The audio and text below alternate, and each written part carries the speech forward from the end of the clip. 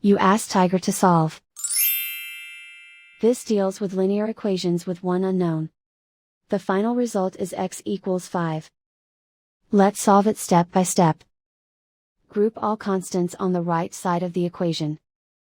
Subtract 17 from both sides. Simplify the arithmetic.